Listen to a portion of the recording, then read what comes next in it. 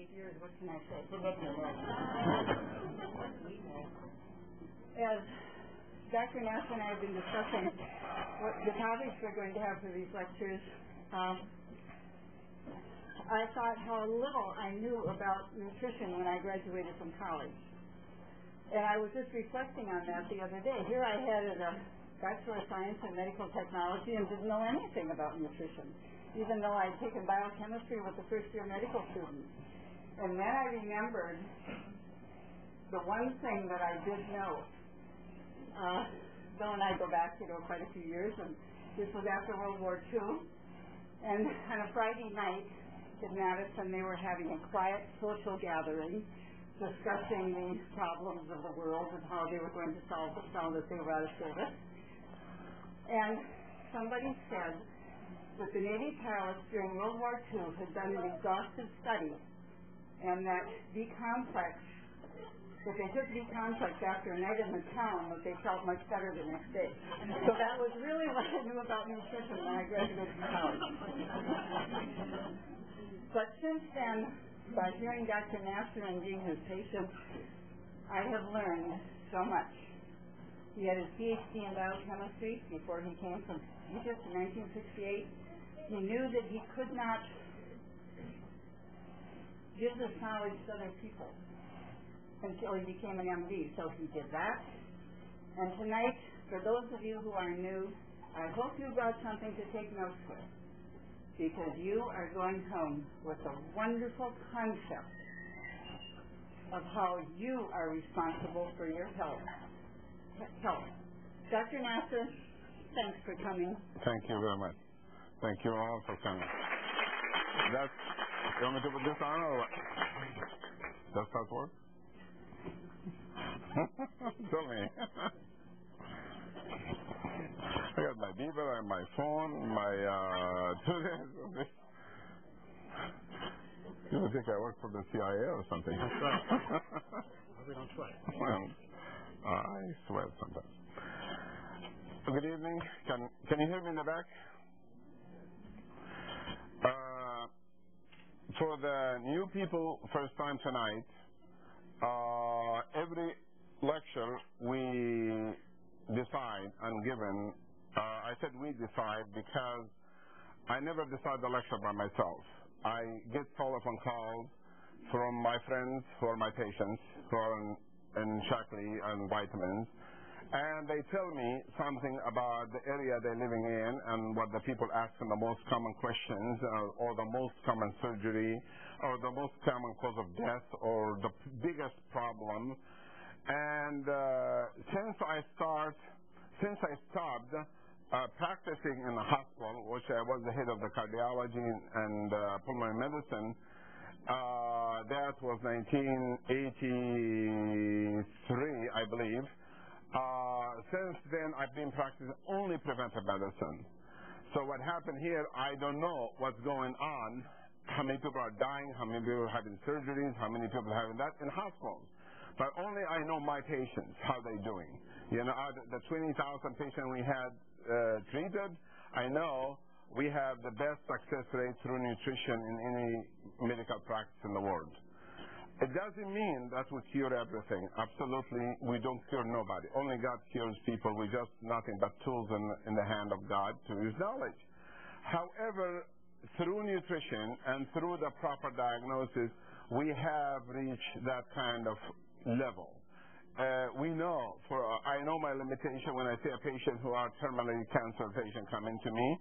I don't sit across from him and tell him, hey, you're going to die tomorrow, and I just tell him that I do the best I can with you, and I might die before you. Who knows who's going to live? And just be positive, optimistic, believe in the Creator, believe in this, believe in that. You might live, you might die, I might live, I might die. Who cares about tomorrow? Let us just enjoy today. That kind of a positive attitude, and I don't know if the patient I saw today, who I treated today here in this lecture with cancer or not, but that was a very good example of a person with advanced cancer, sent home to die and all of this and this, and then a week ago, which I saw.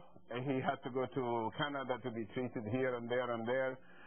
And he went to Frater Hospital when he had problem with the abdomen. They took fluid. They told him there's inflammation, there's no cancer.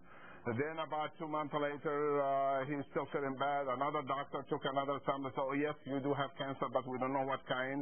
Another few months later, another doctor took another sample. No, you don't have cancer. And then the fourth one, he took another sample. Yes, you do have cancer. Then he kept asking, what kind of cancer? What are you going to do? He said, nothing. You know, so the man, we can give you chemo for anything, just general, and see what happens. The man refused to go along with that. So what happened here, I saw him in terrible shape, and then I saw him again today. Did small surgery for him and the abdomen. Even I told him I started doing surgery 18 years ago, and you're going to make me do surgery right now in 1 hour, you know, to take, so I have to remove about 3 liters of, or 3/4 of a gallon of fluid from the abdomen of cancer cells so he can breathe. But when I looked at his blood test reports, because he's born in nutrition, I noticed something different. The blood test said that he's getting better, while he doesn't look like he's getting better. So I gave him a copy. I said, it seems like maybe you are getting better, you know? So keep positive attitude and go home and have a good time, and I'll see you next week or the week after. You know, so it is the example that when we give these lectures, those lectures are based on scientific. All Shackley lectures, only Shackley lectures, by the way, by me, of course, is scientifically papered, published, and scientific patients been tried on. You know, that is why. Lots of people ask me, why do I recommend the Shackley? Well, I recommend the Shackley for 28 years. Because I used to sell it when I was before I was a medical student, until I became a doctor, and they told me, you recommended it because you are a medical doctor. Then I quit Shackley because I don't want to be accused that I'm recommending the product because I'm selling the product. Then I said, okay, I give up everything just so I continue to recommend it. So the today's lecture is about the digestive system. And the digestive system is from the opening of your mouth, that's the beginning of the digestive system, to the rectal opening, which is the digestive system. Anything from the opening to the end can happen. It can develop cancer. It can develop problems. It can develop all kinds of serious diseases. And we can actually improve the digestive system. We can help the digestive system. How? With fibers. Alfalfa and fibers. So the lecture really itself is about the fibers and the alfalfa. Calcium also and protein plays some role right here, but not a major role. Those are supplements that are going to be talked about in September lecture in details. We're going to have a lecture in September, God willing, that we're going to go back to the basics for young people, for kids. If you record it on tape and they listen to it, they can understand why they should take vitamins, why they should take fibers, why I should take this, why I should take that. Because I know all of you believe in that stuff.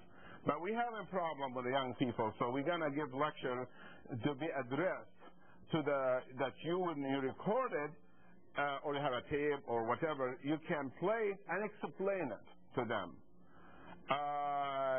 Now, the reason teenagers do not take food supplements or young people is because nobody has explained to them the role of food supplements in health, or the role of fibers. Nobody ever has. Neither you, neither the school, neither the TV, neither the government. The only thing they listen to, pizza, Coca-Cola, 7-Up, fast food, this, and they are kids. And you know, kids are the product of us. We are responsible to teach them the right thing. In nutrition, the right thing about God, the right thing about society, the right thing about the law, the right thing about the community, the right for themselves, the right for others. And if we don't do that, when we have ignorant animals walking around with no knowledge. What is the difference between an animal and a human?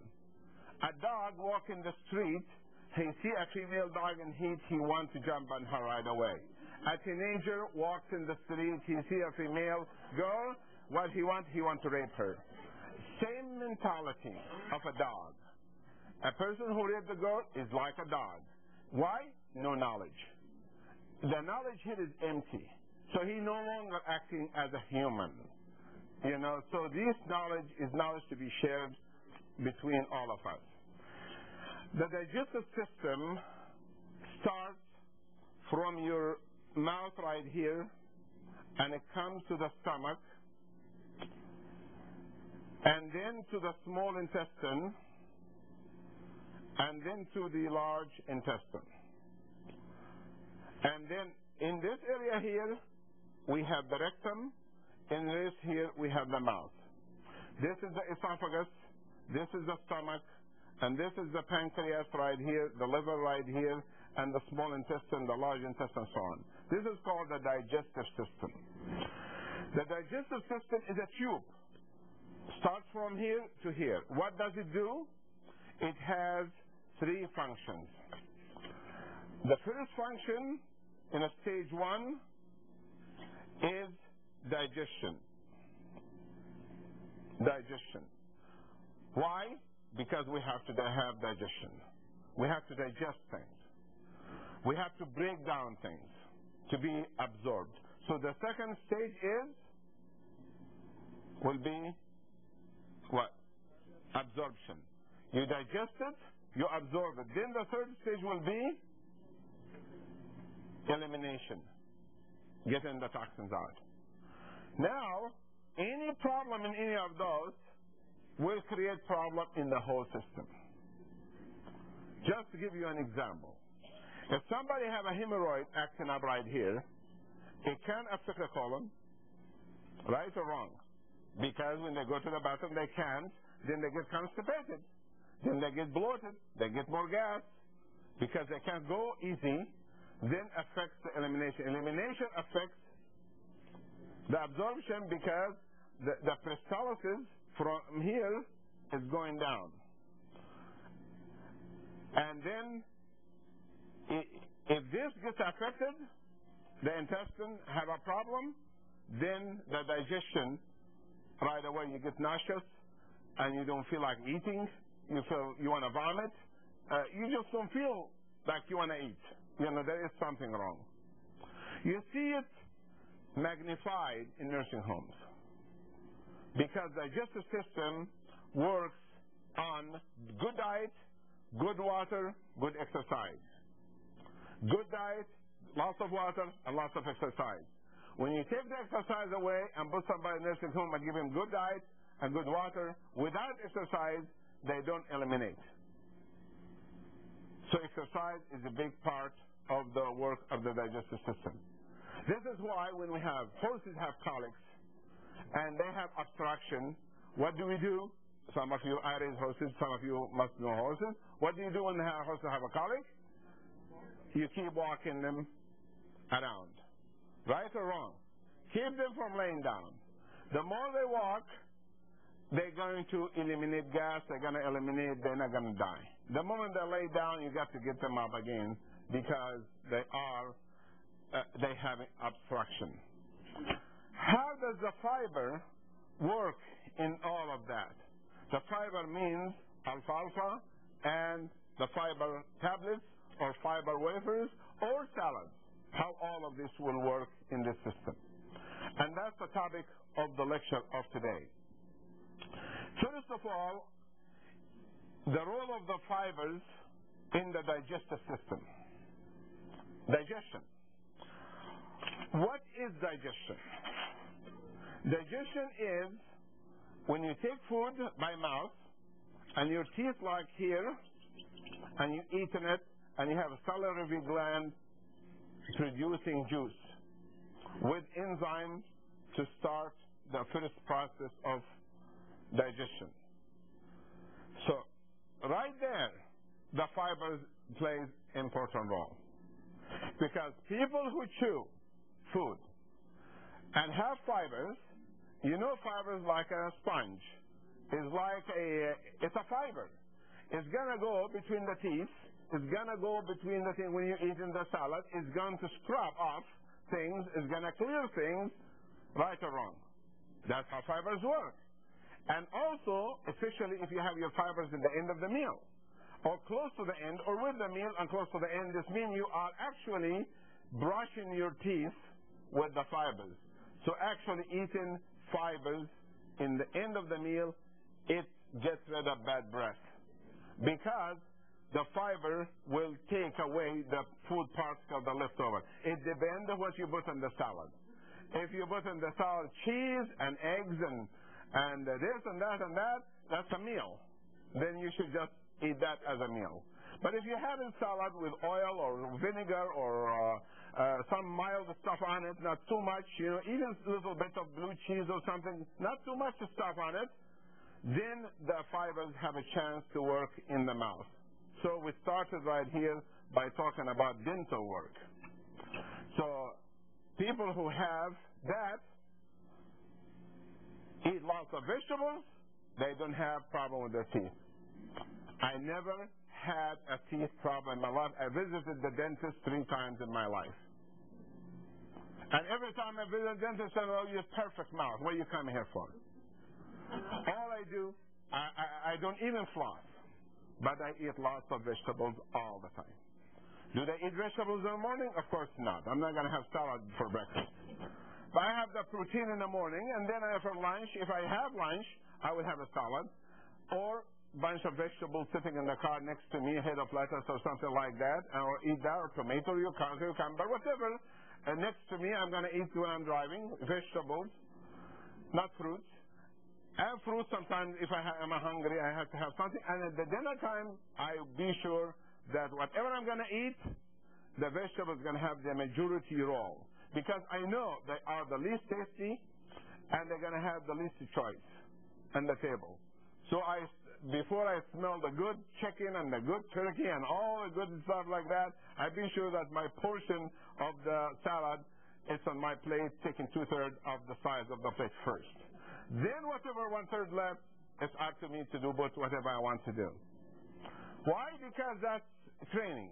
You got to train yourself that way. When the food gets broken down in the mouth, then it passes to where? To the esophagus, then to the stomach. And then from there, eventually it's going to go to the intestine to be absorbed. Why do we have digestion? Because in the small intestine right here, the food will be coming. It has to be absorbed through tiny holes. These tiny little holes will absorb the digested food. So if we're dealing with a piece of protein, cheese, or meat, or steak, or fish, or chicken, whatever, it's built from 1 million blocks of units called what? Amino acids. And those amino acids has to be broken down in the stomach to single units of what? Amino acids. Who does that? The digestive system. How does the digestive system know what to digest and what not to digest? It's very sophisticated mechanism. Inside the stomach, there is a guy sitting right here in a chair holding a binocular in his hand, and he identifies the piece of cheese you just ate. And here comes the cheese. or the hamburgers. And he have a little telephone or fax machine, and he sends it to the brain and tell the brain, you expect 8 ounces of protein coming because the tongue tasted it, the teeth felt it, they understood what is kind of food it is, and they send the messages to the gastrin, right here, that's a hormone called gastrin, to tell the brain what is coming. So the brain will send a message to the pancreas to tell the pancreas, prepare yourself to make lots of enzymes. And the enzymes comes out in the stomach or this area right here, and they start eating the pieces of protein block by block.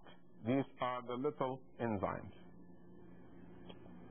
Enzymes made of vitamins and minerals, and you have to have them to have a good digestion. But the lecture is not about vitamins and minerals, about fibers, so we're going to stick with the topic. The protein has to be broken down to amino acids. And the pieces of amino acids will be absorbed and will go to the blood as a unit of what? Amino acid. What's going to do in the blood is going to go to the liver, from the liver to the heart, from the heart to the brain, to the muscles, and the protein will do all its miracles through the whole body. In the brain, it builds neurotransmitters and hormones. In the muscles, builds muscles.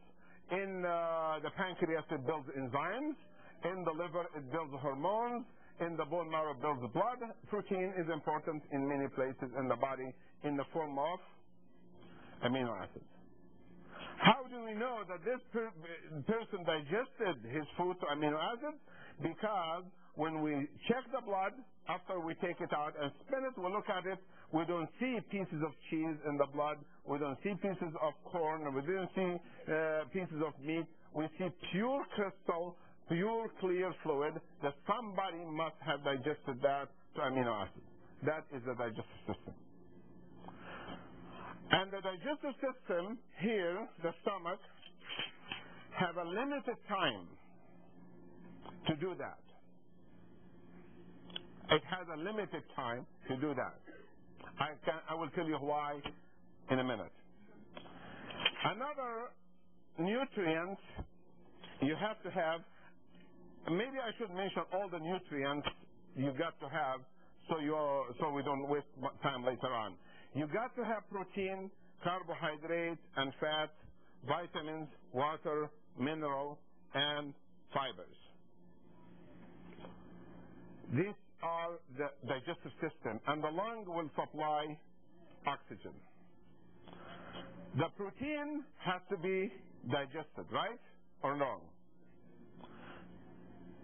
The difference between steak protein and chicken protein and fish protein and chocolate instant protein is nothing but the time it takes to digest it. If chocolate protein takes like, say, 10 minutes to digest it to go to the blood. Chicken will take 1 hour. Fish will take 1 hour. Beef will take probably 2 to 3 hours.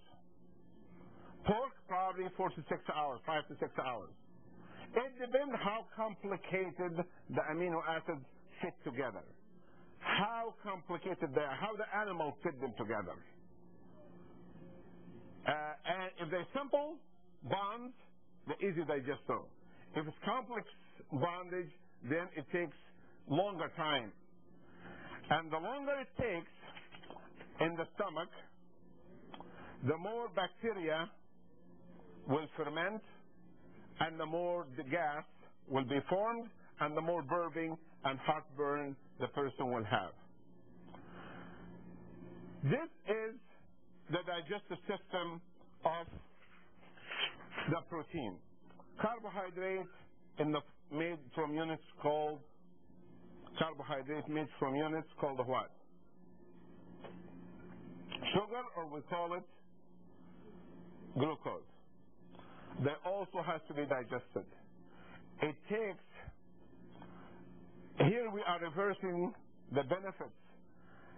This means when we eat good protein, the simpler the better, and don't ever think of drinking pure amino acids. Don't think about that. Because a pure amino acid smells very bad, it tastes very bad, and it's toxic. A pure amino acid, if you buy amino acid from the store, say pure amino acid, it can become very toxic. It has to be digested and absorbed immediately, be without exposure to air or light or oxygen, anything like that. It has to go to the bloodstream directly. For a manufacturer to make it, for us to put it intravenously in some people, we have to have it in a bottle that's sealed from vacuum, and we have to, it's called hyperalimentation, and we have to be very careful with those amino acids. Number one, they are very expensive. Number two, they can be very poisonous if you don't treat them right. This is why hyperalimentation only can be done by special doctors who know how to do it. Otherwise, they can be harmful. And if you remember, lots of you don't remember that. If you remember I came to 1968, about 1972, 1973, lots of you were not born. That time I was talking about Shaklee, and somebody told me there is a company in Florida making liquid protein. It was not amino acid, just a protein in liquid form. And they asked my opinion as a chemist. I said that's also very dangerous. The moment you liquefy protein, it becomes poisonous. You've got to digest it and absorb it within 4 hours. Good example. If you have beans sitting at home, you can leave it for 10,000 years, like I find beans and lentils in the pyramids in Egypt. No problem. The moment you add water to it and leave it for a week, start what? Fermenting. So water is the problem here. You can't have water with protein in the field. And lots of you know that water, even when we harvest soybean crops, before we send my crop, which I'm a farmer, before I send the soybean or the oats or this to the merchant, I got to measure how much moisture in it, and they measure it, and if it has more than 18%, they will charge me so much money per ton for drying it before they store it, because they don't want to have rotten things. So protein has to be dry. Or it has to be in a chicken or a fish, but those have to be frozen, and once you defrost them, you immediately have to cook them and eat them, otherwise they become poisonous to us. So this is the advantage of having things powder like instant protein versus the chicken and the fish and all of that stuff. Even they are important, still the safest protein, you know, chicken, they worry about salmonella, worry about this, about that. And it takes 2-3 hours to digest. So why not just have protein drink and digest that? They say it doesn't taste very good. Okay. There is nothing good tastes good. Anyway. So everything bad tastes good. But nothing good tastes good. You know, that's life. You know? But we got to train ourselves to make little changes. And if you were having always that kind of meat, change it a little bit. If you never have protein, change your lifestyle a little bit, because the first 50 years of your life, you're supposed to work hard, build good health. The last 50 years, you're supposed to enjoy what you built in the first 50 years. You're not supposed to spend it with doctors and nursing homes. So this is the carbohydrate. The carbohydrate, we're reversing the process. It has to be broken down to sugar. It takes about 2 hours to digest a piece of bread. It takes 10 seconds to absorb sugar. So we can say that eating sugar is better than eating bread. If that's the same philosophy here. No, it doesn't work for sugar, for carbohydrate the same way it works for protein. Protein is a building block. They do not get burned. Sugar is there for energy. It's not for anything else. So why should I have all my energy in one time in the form of sugar, where I can have bread or macaroni or spaghetti sitting in the stomach and giving me energy all the time for the next 2-3 hours? I think last lecture was about DTX. No, how many of you heard my lecture on DTX? Okay, the one who heard about DTX, we said in that lecture, one of the functions, you should actually get the tape of the DTX and listen to it. If Joyce, they still have this tape. I said one of them said that the liver function was taking the sugar and converted back to bread again. It converts it to glycogen and stores it in the muscles to give you energy all day. Versus amino acids, it goes in as amino acid stays as amino acid until the body uses it. Because we need energy all the time. We wake up with energy, we walk with energy, we think with energy, we drive with energy. Energy, energy, energy. Everything is life is energy. And the carbohydrates is source of energy. But it still has to be what? It has to be still digested. So the carbohydrates will be digested to sugar. And this guy, when he sees a piece of bread coming, he gives a call, tell him there is a piece of potato coming, and this guy, he will make a different enzyme for the bread, or spaghetti, or macaroni. The third one, this is one gone, this is one gone. The third one is what? Fat. Fat made of units of what? Fatty acids. And fatty acids they can be good fatty acids, they can be bad fatty acids. They can be the good kind or the bad kind, they can be saturated or unsaturated. It depends what you're eating, what kind of fat you're eating. It doesn't matter, they have to be digested and it has to be absorbed. It has to enter the bloodstream as fatty acids. What is the function of the fat in the body? What does the fat do to us? Why such athletes taking creatine to build more muscles and less fat, where it's actually against human nature to do that. Creatine is a red meat product. Creatine. They take it in tablespoon, 2 tablespoons, and it's true. If you take it, you're going to be stronger. You're going to have 5% more muscles, 5% less fat. That's for sure. If you take 1-2 tablespoons a day, you will do that. But you've got to think, it is natural, but how much damage it does to the kidney? And there are 2 wrestlers being claimed that they died from taking creatine in California because it can be dangerous. I'm sure you heard about that in the news. So we got to be careful what we're eating. We have fatty acids in the form of oil, olive oil, or regular corn oil, or butter, or even bad fat like chicken fat or something like that. It's still fatty acids, and it still has to be digested to go to the blood as a fatty acid. What does it do? It builds hormones. So hormones are built. Let's bring that picture back right here. The fat goes to fatty acids, and fatty acids build the hormones. So estrogen is made of fatty acids, of fat. So it is better to have 10% extra fat in the body than 10% less fat in the body. And people who would treat them for cancer or for serious ailments, I have to be sure that they are 10% over what they think their ideal weight is. And we have to, of course, go in a big argument about that.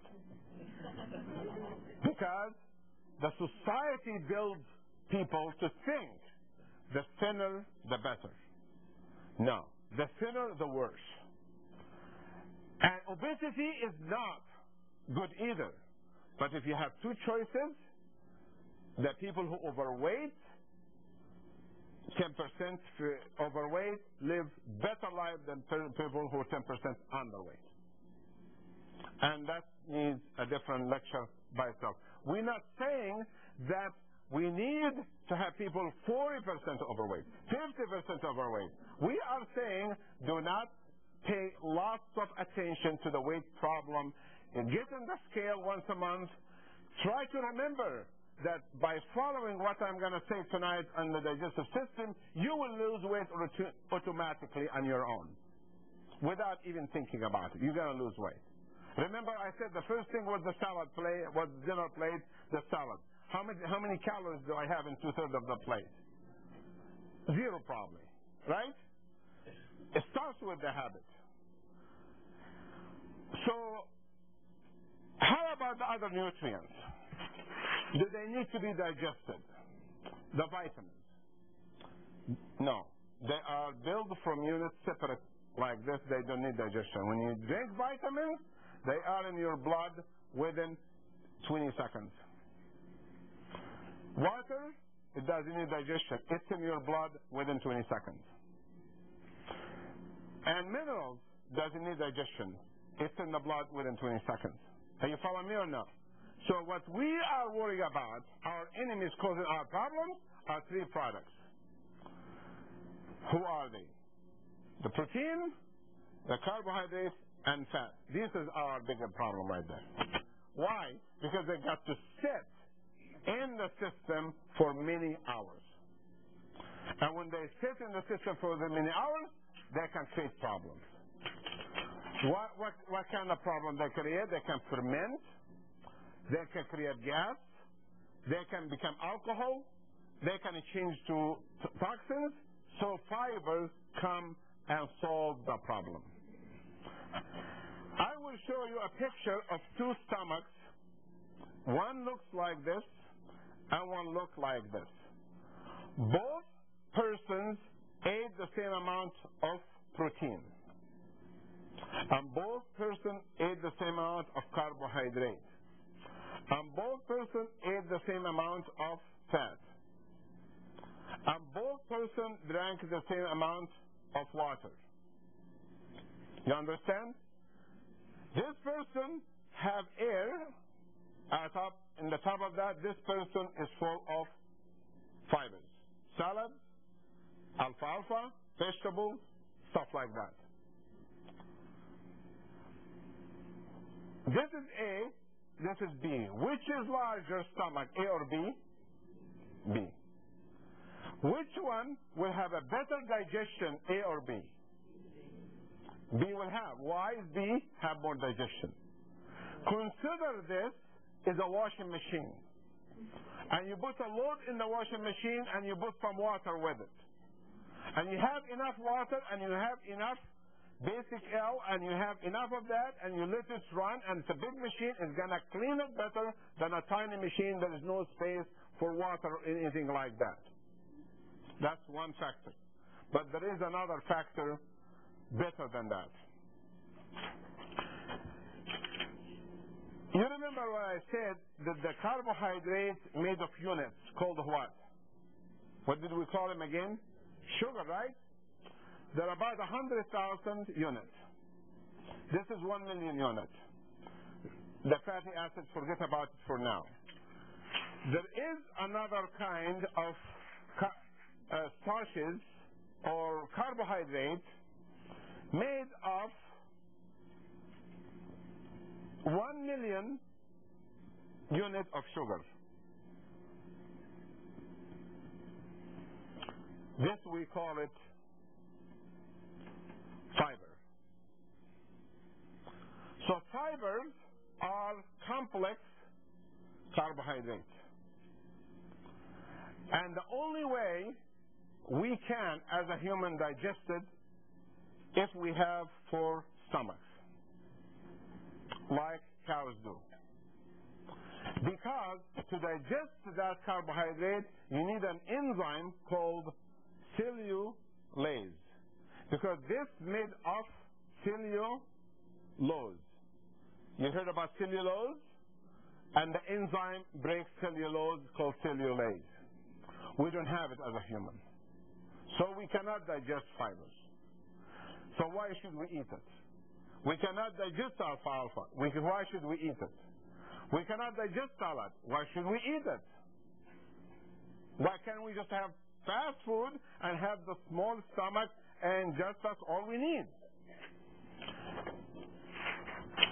If that is the case, that'd be perfect. But this is not the way God made us.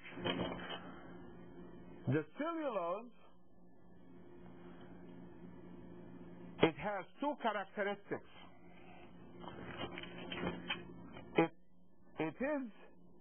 It loves to water, which we call it hydrophilic. The word philic in Latin means love, loves water. And also lipophilic means loves lipids. Lipids is what? Fat. So fibers, they love both fat and water. That's wonderful, because if they love water and you eat lots of fiber, they're going to absorb all the water and they're going to release little bit of water at a time for you through the digestive system, how much, like a sponge. They're going to just release little bit at a time. So there's no loose water. So the water is not going to escape to go to the blood in 5 seconds. It's going to be held there for 3-4 hours with the digestion. You follow me so far? That's number one. Number two, if you eat large amount of fat, which we all like to do with our meals, anybody who cooks chicken loves to have a piece of the chicken skin. Everybody who bakes turkey loves to have a piece of the skin of the turkey, because these fats have aroma to it that attracts people to eat them, and animals and everybody. We cannot live in a sterile world. Let's face it, if I have chicken in front of me baked, I am going to have a piece of that skin. How big? It depends how much salad I have, but I will have a piece. And don't tell me any of you hate skin fat, if it is cooked. With spices or garlic, whatever else, it tastes good. So can we have some fat with them? And yes, we can. Yes, we can, because the fiber is lipophilic. And when it takes fat, it doesn't let go. When it takes water, it let go. Good example. I'm going to give you an example on that. This linen cloth right here in front that we have, is made of cellulose. Right? These are, I hold it's cellulose, but it's probably plastic. But this paper that we give in the lecture on, or the napkin, is made of cellulose. If we crumble it like this, like that, and put it in water, it's going to open up, and it's going to get bigger again. Right or wrong? Because it likes water. And if we have some oil, and spill it on the linen cloth, or spill it in the water, on the paper, or the napkin oil, can you get it out? Can you take it out? Develop me a method. In water, yes, we can squeeze it out, or we can let it dry in the air. But how about oil? Can we get the oil out? We have to wash with soap, detergents, or acetone, or chemicals that causes cancer to get the fat out. Right or wrong? In the garage, older days when we had oil in the floor, we get sawdust or bran, we put it on, right or wrong? And absorb the oil. So because fibers are so perfect for our digestive system, they expand and they absorb the stuff right here called fat. So they absorb the fat already in them, and they won't let go. You got the point now? Then the cholesterol will come down, the fat in the blood will come down, and you're not going to gain the weight from it because it's not going to let go all the way to the outside. We don't want to get in this detailed discussion, but I need some fat. I'm going to take all the fat what I'm going to get. Don't worry about it. You're not going to eat enough fibers to absorb all the fat you're consuming in the diet. There are some going to be left. So it does that. Also, it makes the stomach bigger. Isn't the bigger, the better in digestion or no? It makes sense. I gave you the example of the washing machine. The more space, the better things can get washed. Third thing, what is the fiber made of? What is the stain, the dye that God put in it makes it look green or yellow? It has chlorophyll. And chlorophyll is beta-carotene. And what does chlorophyll do? What can chlorophyll do? The green stuff in the trees, what do? They absorb gas and they absorb odor. Because the creator who created human being had to create vegetables so we don't walk with bad breath. So we eat vegetables. And you don't see so many horses have bad breath.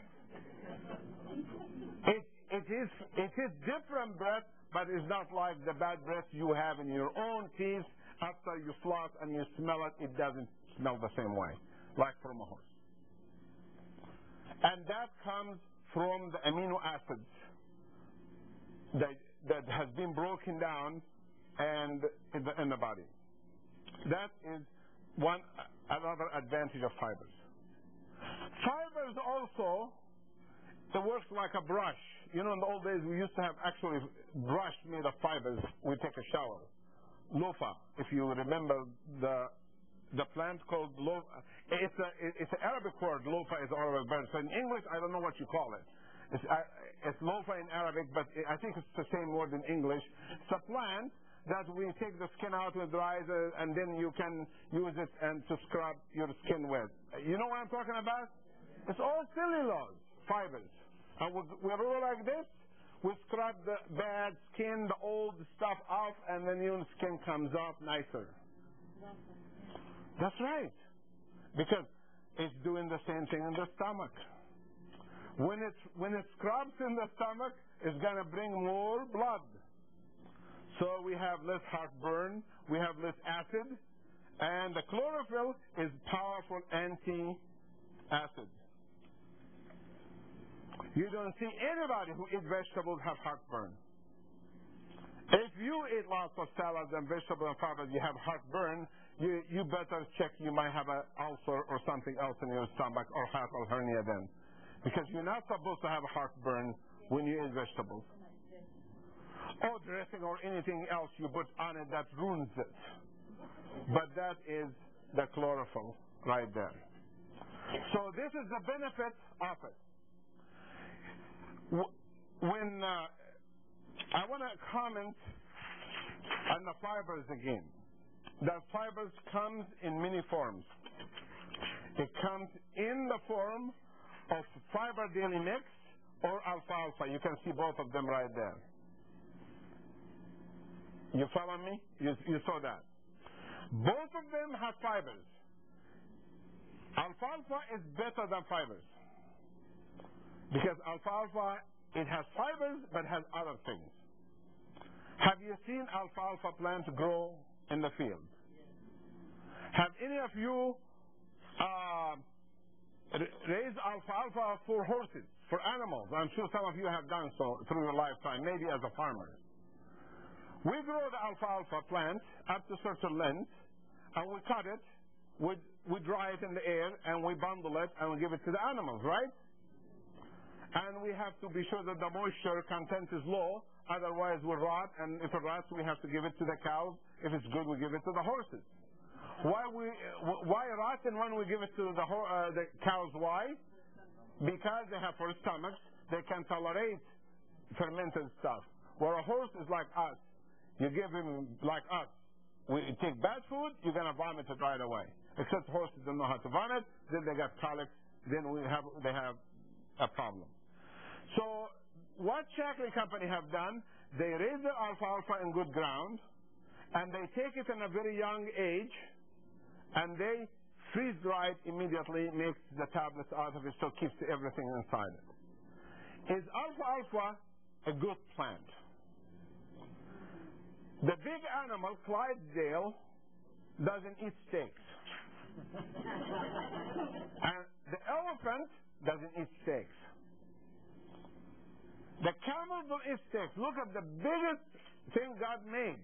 The dinosaurs, the biggest one, did not eat meat. What did they eat? Vegetables, alfalfa. So it must have in it something else. In few tablets of alfalfa, you have protein, you have carbohydrates, you have some fat, you have vitamins, you have minerals, you have all of that. That's true. But we're finding out that alfalfa also have anti-cancer medications. They have anti-diabetic medications. They have lots of things in it we haven't discovered yet. So don't treat it as like fibers. This is why my recommendation in alfalfa is say 30, 20, 10, 10, 5, and then below 10 I don't give them because they're not going to take it anyway, so I just don't want to waste my time. From 10 to 17 I said, okay, from 1 to 5, from 17 to 15 females, 1 to 10. Why? Because let me be sure that I'm in the right line right here. 1 to 10, 2 to 20 for males, 5 to 20 for females over the age of 50, 5 to 30 for males. Why males need more alfalfa than females? Because they have larger digestive system than females do. They have larger stomachs, they have larger intestines, they have larger absorption, they have more muscles. So they require more stuff. Then we covered alfalfa already, but I want to go back to this picture again to just give you a good comment about why nutrition is not encouraged for years.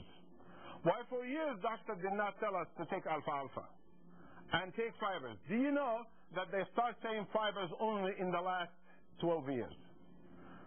15 years ago used to be against fibers. 20 years ago they were against, they're still against vitamins until today. Why is that? Because in medical school that's not a subject is taught. Nutrition is not taught. And we become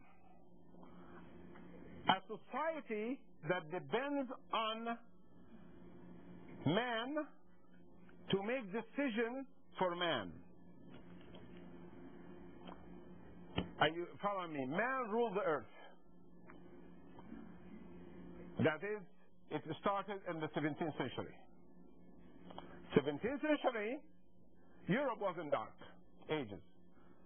There were wars and wars and wars and wars between different religions for years and years and years, all these wars, and then all of a sudden, at the 17th century, comes a new group, Napoleon and many others, with new ideas. Told the people who believe in God, you stay where you are, we take over, we're going to call them ourselves Democrats. That means democracy. A democracy means a law made by man for man, and God has nothing to do with it. As the word democracy, from German, right or wrong? Is that what democracy mean or not? Can man be perfect to make all those good laws for man? You see what I mean? It's okay for a man to make a law. You know, let us put a traffic sign right here, let us build the road this way, let us do this way. You know, it is. We can. But once we think with God, we control the environment, then we become arrogant and we pay the price. So in the 17th century, that's what happened.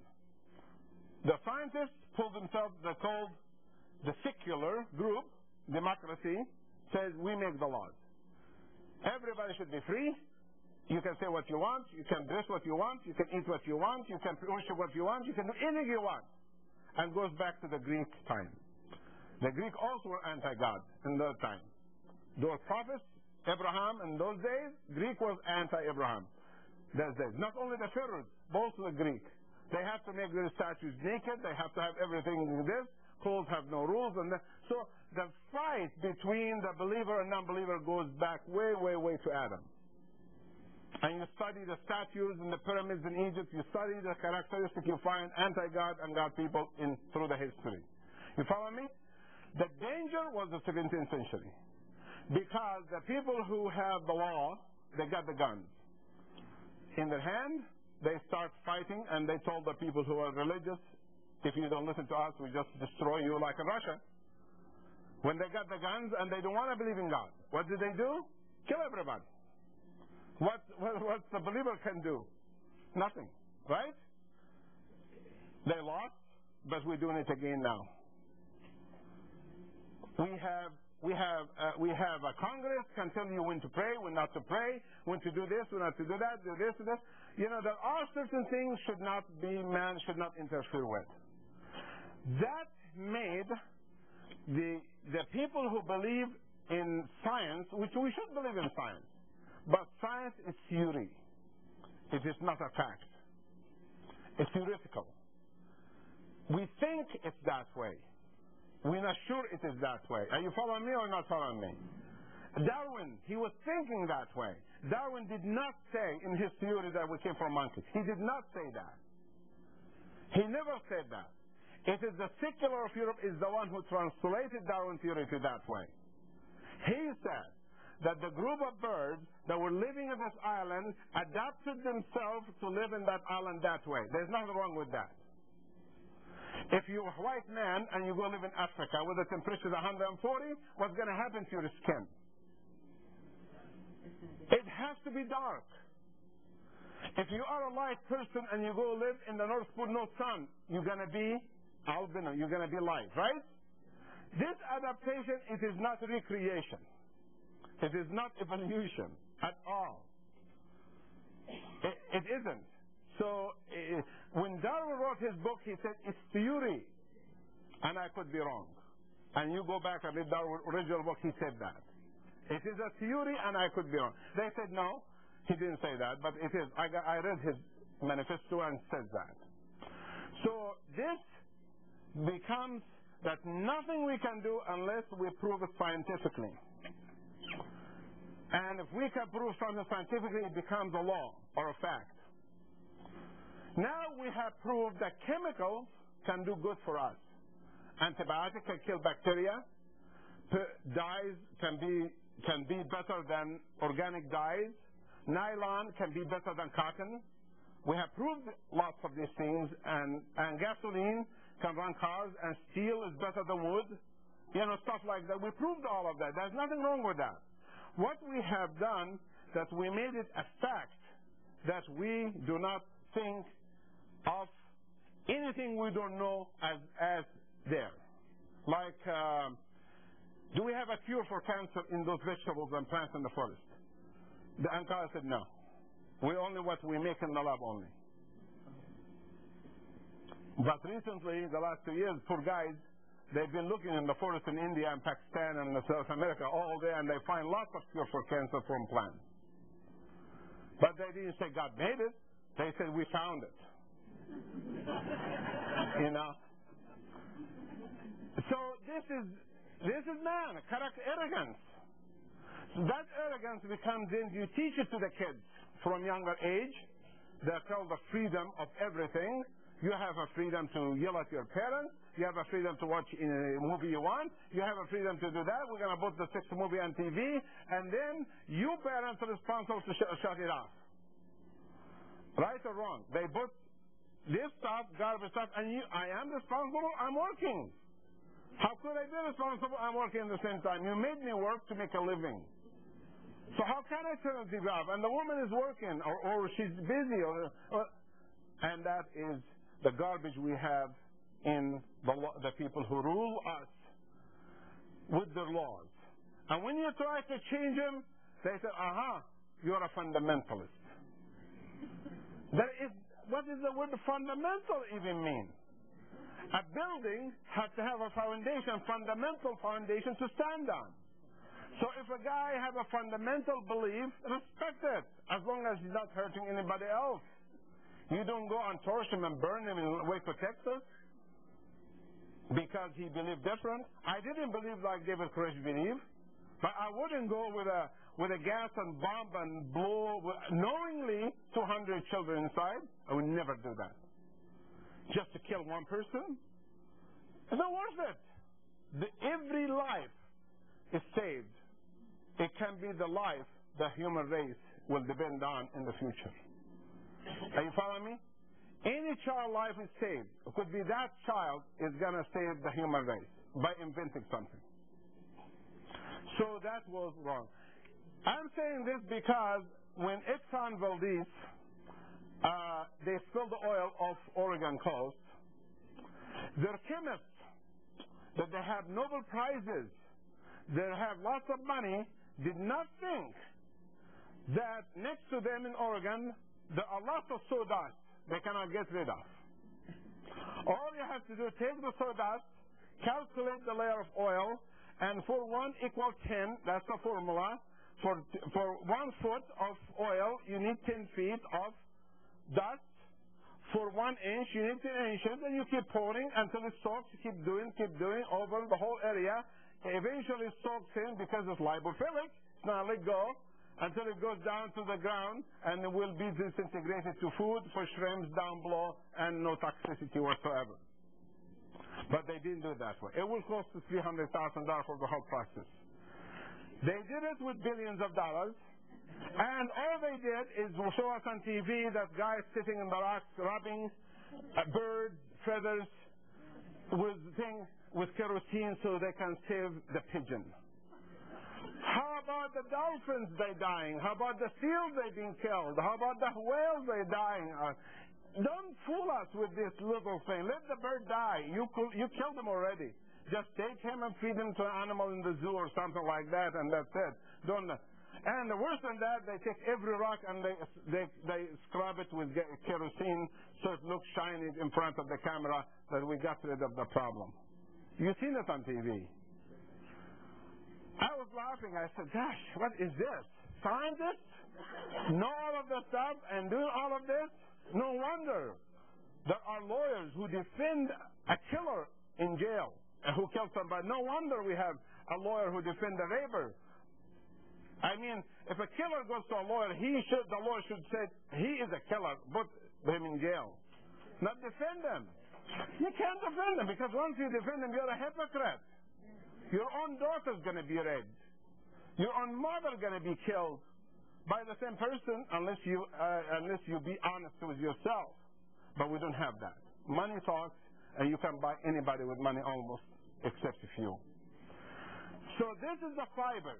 The reason I said that, because when we go down to the absorption stage right here, we're going to see why it is important that we have fibers.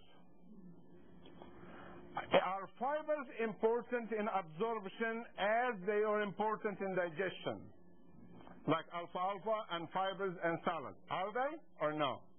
Let me show you a diagram of the digestive system, absorption system. The intestine made of units like this like fingers like that. This is a magnified picture of what you see inside here, okay? You understand that. And when you digest the food coming from above, the amino acid sits right here. And this is closed, the door closed. And right here there's a guy sits, open his mouth, and eats it. The process called phagocytosis. It eats that. And it tastes it. It finds that it tastes good, then it eats it. It finds that it is not amino acid, it's a salmonella poison, then it's rejected back and has a telephone and call the brain, tell him, reject all the meals, and the person will have vomiting and diarrhea to protect his life if the food is improper. But not the chemicals. Chemicals sneaks in the bloodstream in 10 seconds. Alcohol in the blood in 10 seconds. Chemicals in the blood in 1 hour, 15 minutes. Because they are so tiny, they don't need digestion. You follow me? They are molecular structure. They don't need that. But here is the amino acid. That's how it gets absorbed. How does it get absorbed? It goes in. The intestine has something called peristalsis. What's that mean? Contractions. Contraction from up, down. And we have two types of contractions. We have contractions from here up. It contracts up, believe it or not. Human being eats down but vomits out. Contraction to the outside. If something doesn't agree, from this ligament everything goes out, and from here down everything goes out this way. This is the distribution of the muscles, of the nerves. So we can vomit poison. If we don't want it, easy. You just put your finger in your throat and you vomit it and you have no problem. Animals don't have that. Some of them do. Some dogs do. Some cats do have a hairball. They do that. The amino acid to be absorbed, it needs 5 seconds. So it closes in for 5 seconds, enough for the body to eat amino acids. And the next one, sugar gets absorbed. And the next one, fatty acid gets absorbed. And the next one, vitamin B1, and B2, and B3, and B4, and B5, 6, 7, 12, 17, and so on. And then vitamin A, and vitamin B, and vitamin C. You follow me? What I'm trying to say right here, that the intestine, the small intestine, is specialized. Are you getting the point yet? Means if we do surgery and we cut a piece of it, you're never going to absorb that nutrient the rest of your life. And that will happen in Crohn's disease patients, or patient with irritable bowel disease, or patient with gluten sensitivity and allergy. They eat the stuff and they have diarrhea. They have fast movement right away when they eat the wrong stuff. They think it's the wrong stuff. And they go to somebody and somebody told them, don't eat anything with gluten, don't eat anything with milk, don't eat anything with that, don't eat anything with that. How come I came from a village in Egypt that I can eat everything that doesn't upset my stomach, and somebody else live in the city cannot drink milk, or cannot eat gluten? You know, gluten is so important to the body. It is because your digestive system is not normal. And when you consider 2/3 of the diet fibers and 1/3 of the rest, you can digest anything you want, even the stuff you're allergic to. Because even milk, if you're allergic to, have enough salads, it will absorb some of the fat and some of the protein in the fiber itself and release it slowly to you. So the people who have surgery will have problems. Now, we go back to this system here. Now you know how the absorption occurs. Can the fiber help here? I will draw 2 pictures for you. One is the intestine that looks like this, and one is the intestine that looks like this. The same person, this person and this person ate the same protein, the same carbohydrate, the same fat, the same vitamin, the same mineral, the same water. Are you following me? They all both ate the same thing. Except this guy had more fibers, number B, and this has no fibers, number A. Which one will have better absorption? That's right, B. In the digestion, we knew why. Because scrubbing and all of the stuff. What fiber got to do with absorption? It's a very scientific, basic fact. The bigger the surface, the more what? Absorption. So, if I have a block of wood, the size of this briefcase right here, and put it in water, it will absorb, let's say, 10 ounces of water.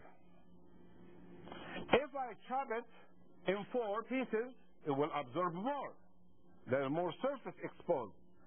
If I make it powder and put it, will absorb 1,000 times more. You follow me? This is why fibers has to be in powder. So it absorbs more. So this guy here has lots of fibers, and this one doesn't. How is this going to help the absorption? In 2 ways.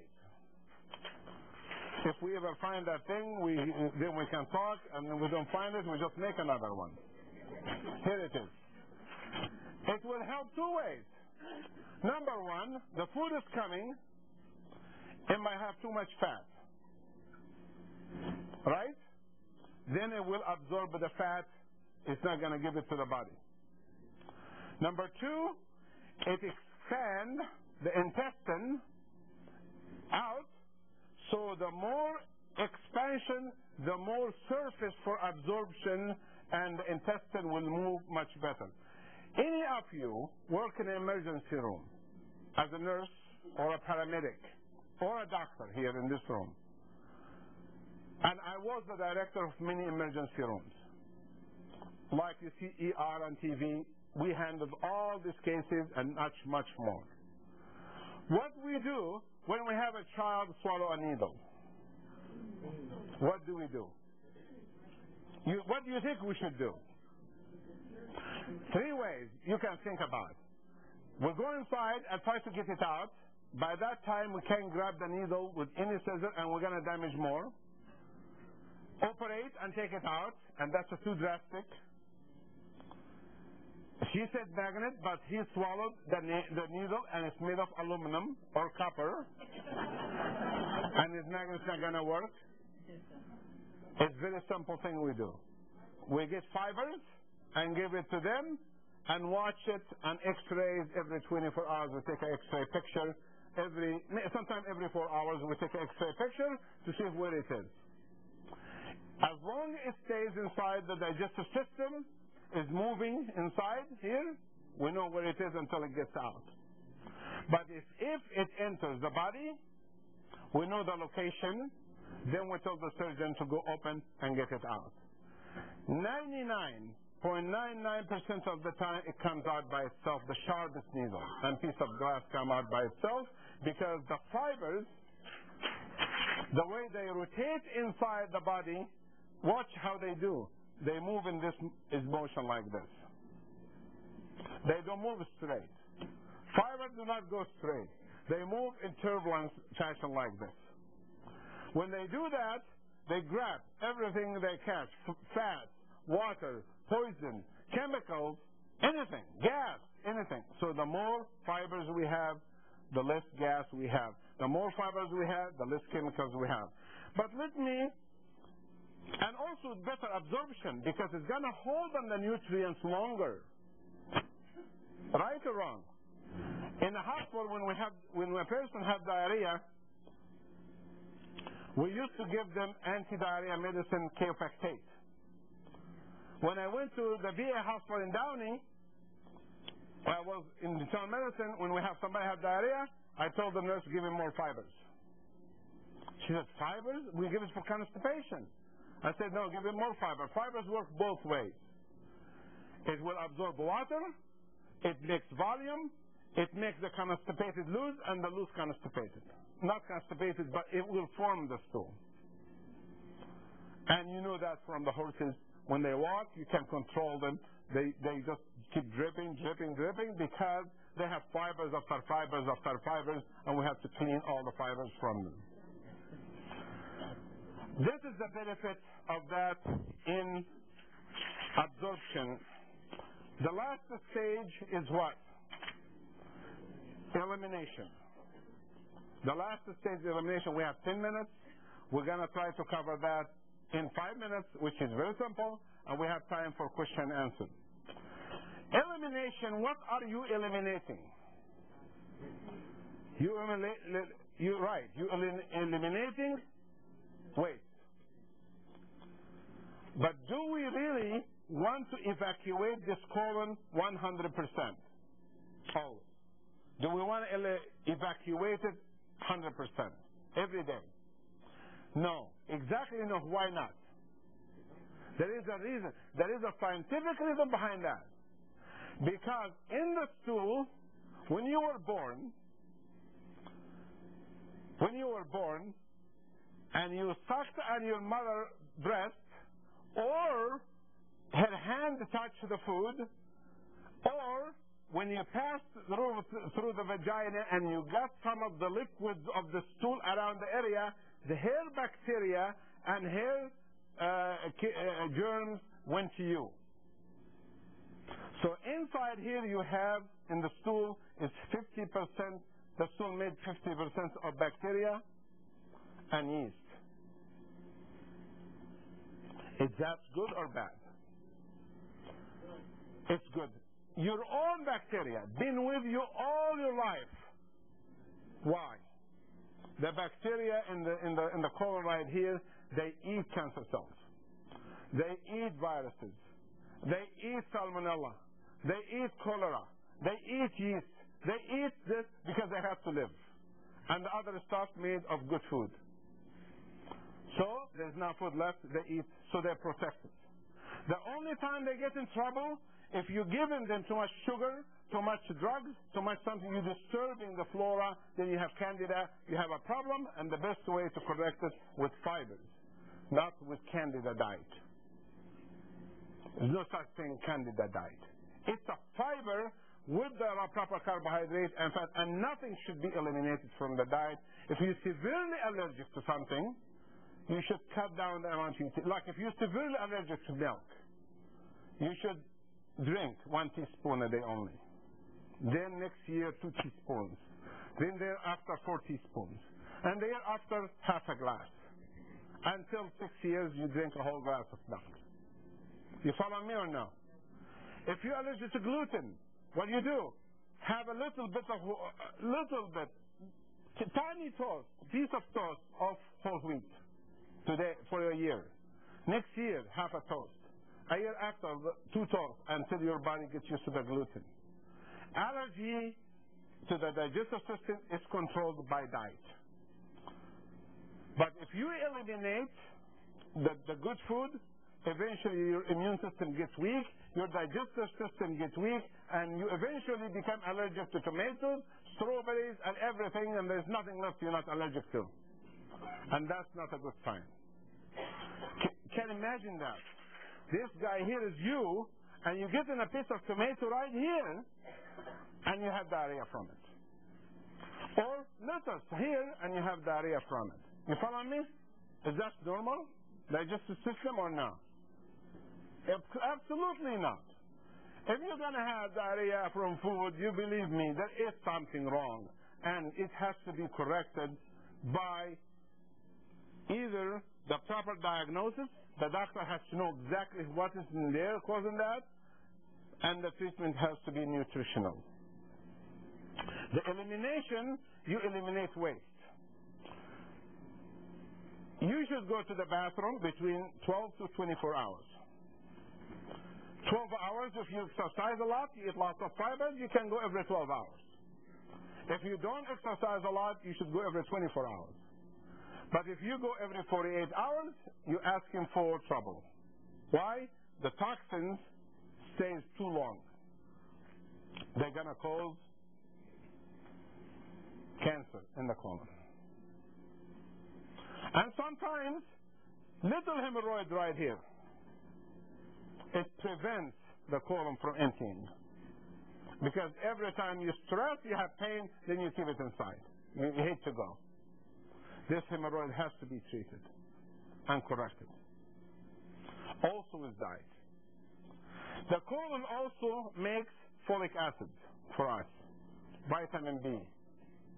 It's made in the colon from waste.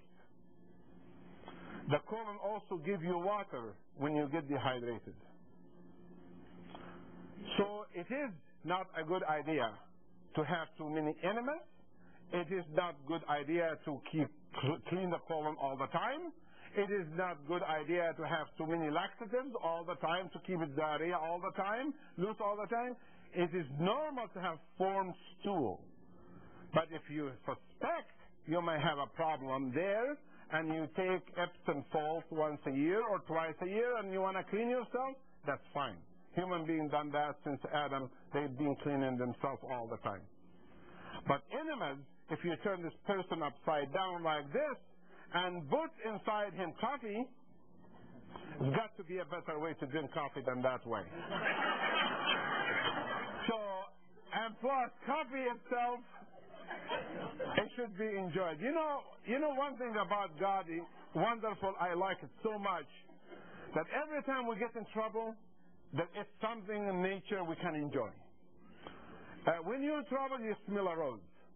You smell a jasmine. You smell something to make you feel good. When you're tired and fatigued, you have a cup of tea. What's in the tea? It's herb. It's a drug, natural drug. It makes you stimulated, or makes you go to sleep, makes you calm. You follow me? There are medicine in nature that's what Shackley starts doing right now. They put some of them, like clarity and like this and this and this, not to have it as a food supplement. It's to have it as a natural medication, natural drug when you need it. You follow me?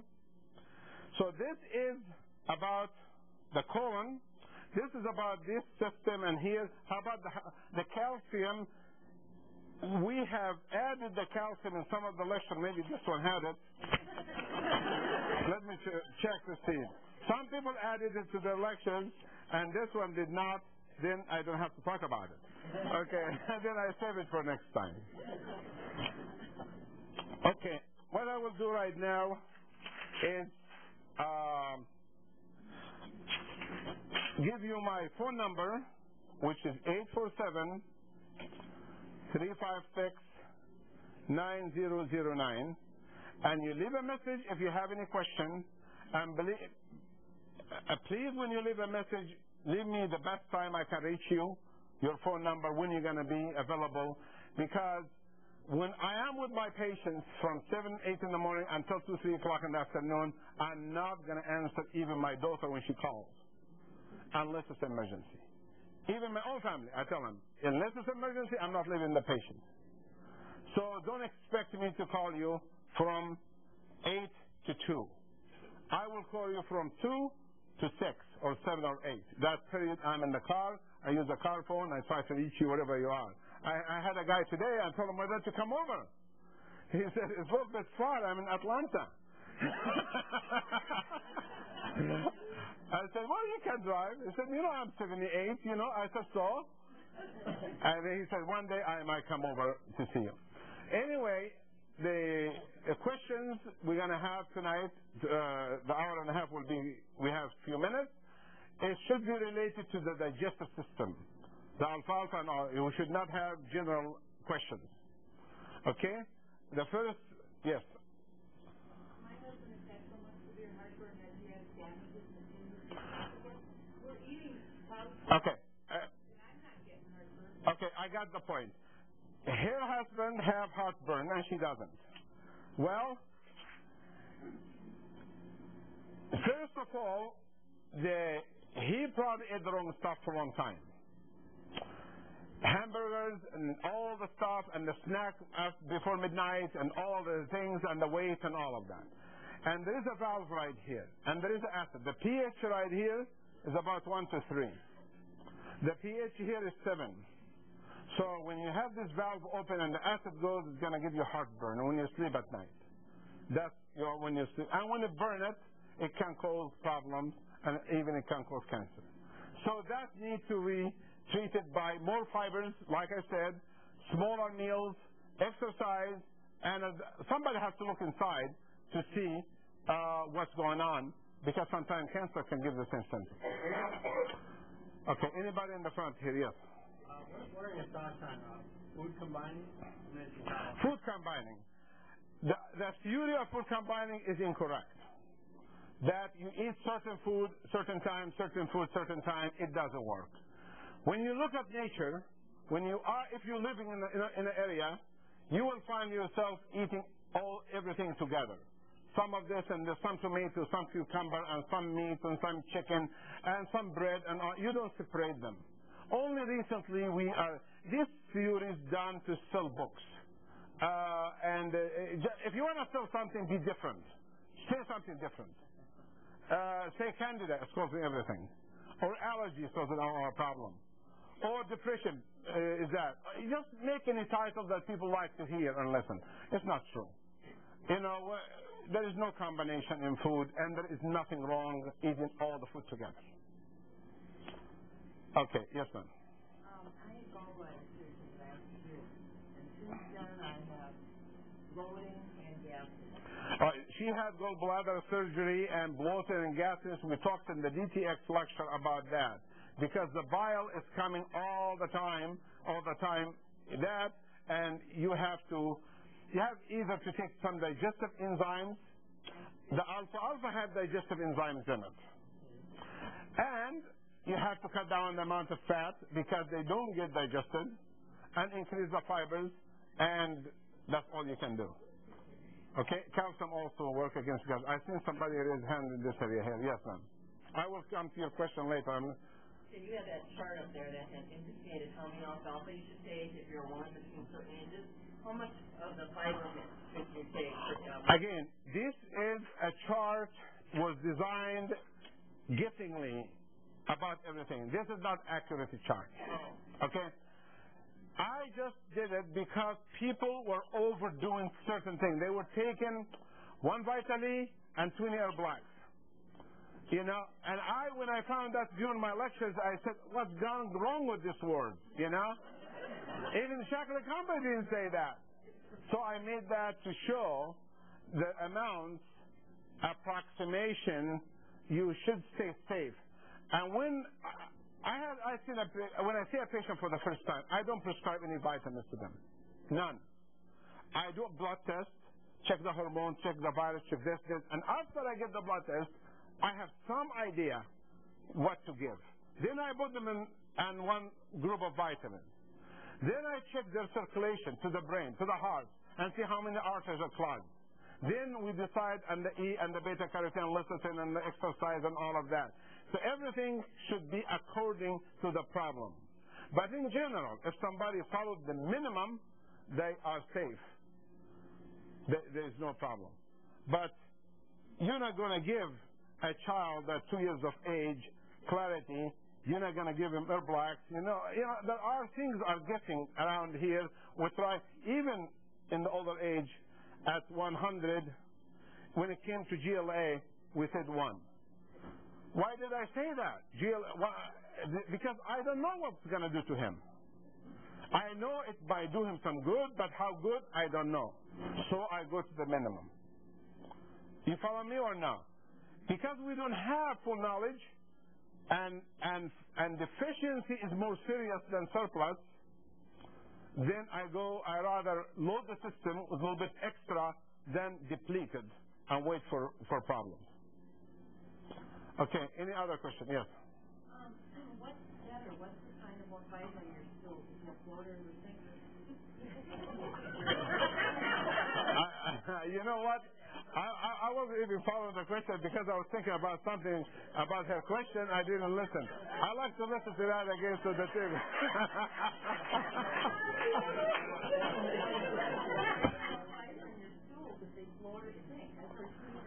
Of the float of thing. That's cool. If they float on the stool, means there's too much fat. Because naturally, fat goes to the top. They're supposed to sink. Okay, we're going to the back. The lady right there, yes. Air Blacks every day? I don't take Air Blacks every day. I don't. I take 20-30 alfalfa. I take lots of fibers, tons of salads, and then I have no problem. Why should I take more? But if I'm traveling to Europe or Egypt, 22 hours on the plane, and I know I'm going to be dehydrated, I might take 2 air blacks before I go. I might take 2 air blacks during the trip, so I can eliminate because I'm dehydrated in the plane. How many times they're going to give me water in the plane? You have to beg to get small little glass, right? So that is the time. And nursing home patients also, they need air blacks because they're not going to go on themselves.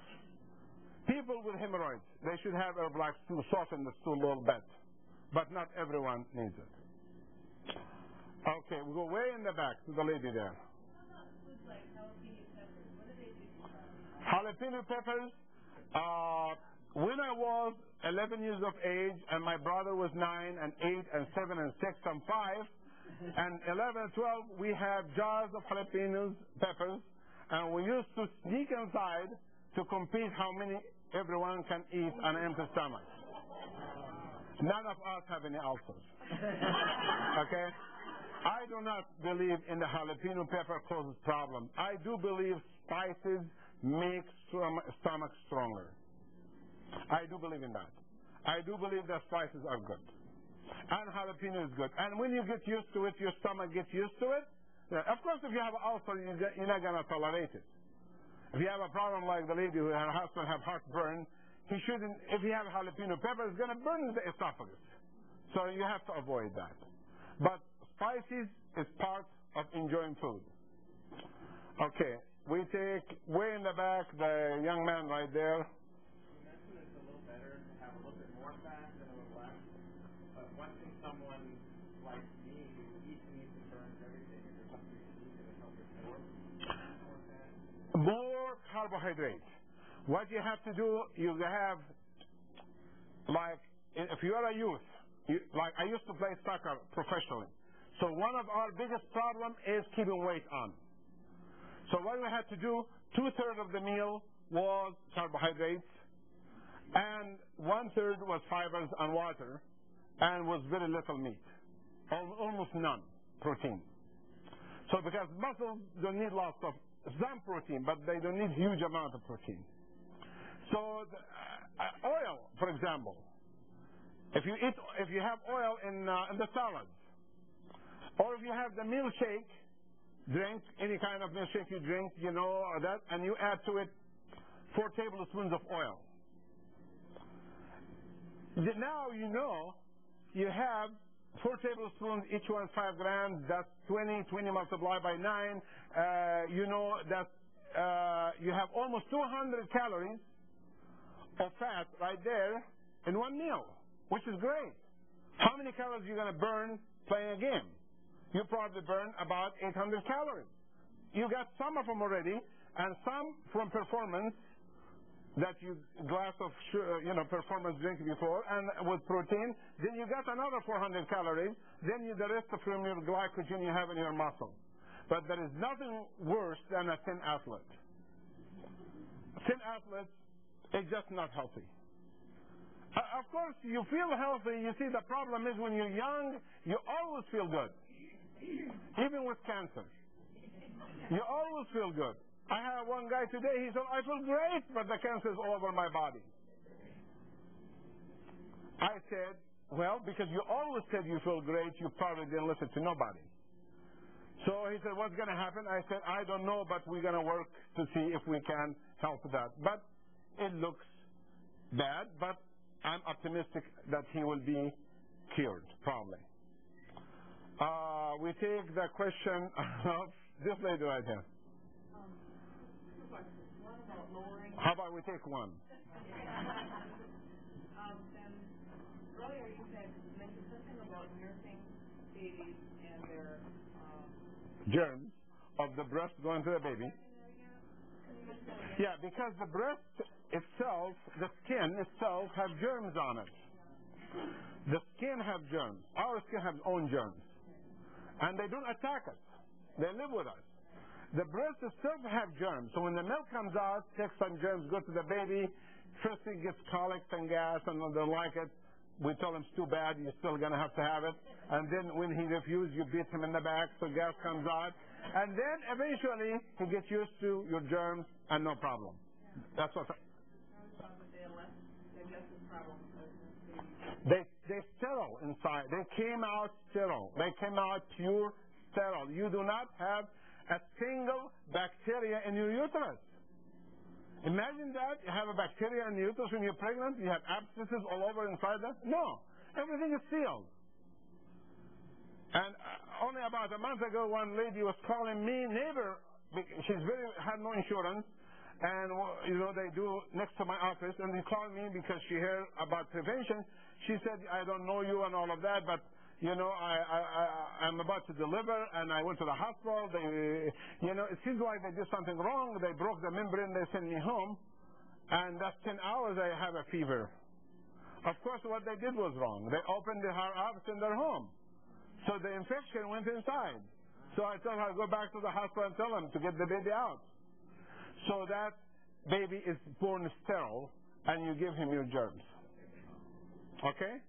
Do babies need fibers? Yes, they do. How? In blended forms.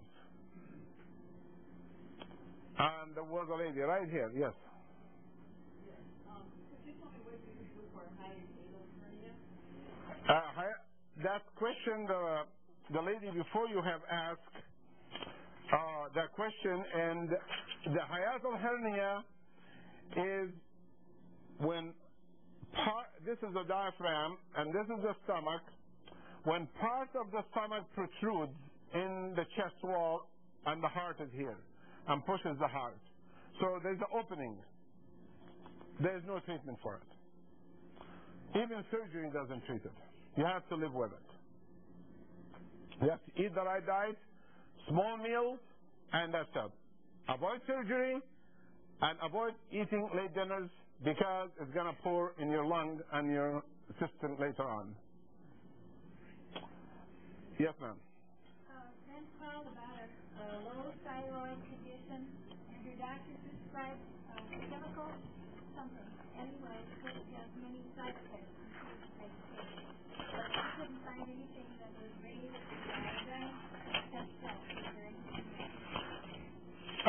You're talking to a patient with low thyroid and doesn't want to take the medicine? Would rather not take the medicine. Well, if she has low thyroid, she doesn't have a choice. She has to take the medicine. But the medicine, there are two kinds. There's a natural thyroid and synthetic thyroid. And she can take either one. But she cannot go without taking some thyroid. Armor is natural thyroid. Armor thyroid is natural thyroid. But to take kelp, it is the wrong thing to do. Armor thyroid. It's called Armor. Armor, he owns everything. That's called Armor Company. They have natural thyroid. But again, kelp does not help the thyroid. Because you thinking iodine, the problem might be a cancer in the thyroid, maybe a virus. Hashimoto thyroiditis is very common from Coxsackie virus. We don't know what the thyroid is not working. You got to know exactly what the thyroid is not working before you self-treat yourself. You had a question. Hiatal hernia, I take Prilosec. Yes. Prilosec for hiatal hernia is good because it lowers the acid and it's excellent medication. Okay? The lady, you are the one. Yes.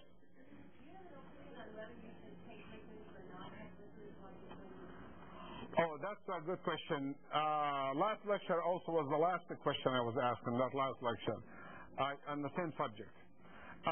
The best time to drink fluid is during meal and after meal, not before meal. And water is not beer, and it is not juice, and it is not Coca-Cola, and water is water. How about coffee? Coffee is much safer than any of them. Coffee and tea are safe to drink with the meal as long as you don't put sugar in it, quite sugar in it. And water is still the best drink of all. Okay, gentleman right there in the middle, the last question. Is there any relationship with diabetes and alfalfa fiber? No. I do not. I have 42 horses. I breed horses, and none of my horses eat alfalfa. I have diabetes. As a matter of fact, I tell you something even more interesting than that. About 28 years ago, I gave a lecture on that, and I was asked that question. And I went to research literature. I found that alfalfa have anti-diabetic medicine similar to glucotrol that stimulate the pancreas to make insulin. So it is the opposite. There is a theory saying if you have lupus, you don't take alfalfa. Maybe that's what you meant, not diabetes. However, that theory, I proved it wrong because my lupus patients take alfalfa, they have no problem. Okay? I thank you very much, and I see you in September. Before you leave, if you want to leave your name on a piece of paper, and they let you know, like this room have a limited capacity, and they have to know in advance because they get penalized by the fire department saying that they